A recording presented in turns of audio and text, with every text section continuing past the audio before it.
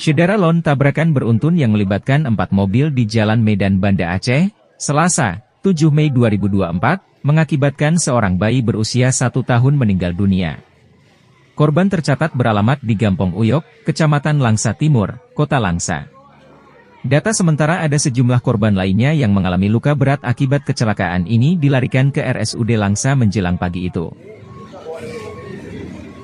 Kapolres Langsa AKBP Andi Rahmansyah, melalui Kasat Lantas Polres Langsa, Ibtu Irfan Firdaus, menjelaskan kronologis kecelakaan. Sebelumnya mobil pikap Isuzu Traga Nopol BL 8191 DN melaju dari arah Langsa menuju Perlak Aceh Timur dengan kecepatan sedang. Kemudian mobil penumpang Isuzu yang melaju dari arah yang sama, awalnya mobil ini berada di posisi belakang Traga. Sedangkan mobil Toyota Avanza sedang melaju dari arah Perlak, Aceh Timur menuju kota Langsa dengan kecepatan sedang. Selain itu dari arah belakang Avanza itu juga melaju mobil pikap Isuzu Traga. Diduga sesampainya di TKP dengan kondisi jalan yang sedikit menikung, pengemudi mobil mikrobus Isuzu mendahului mobil pikap Isuzu Traga di depannya.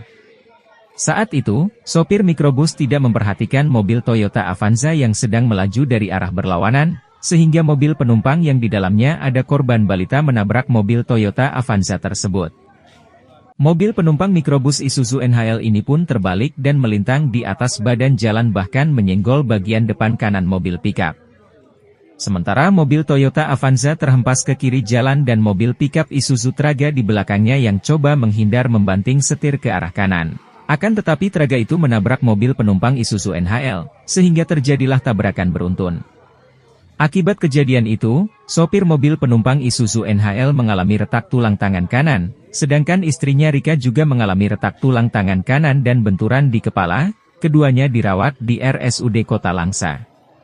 Sedangkan anak mereka, M. Hadafi, meninggal dunia di lokasi kejadian.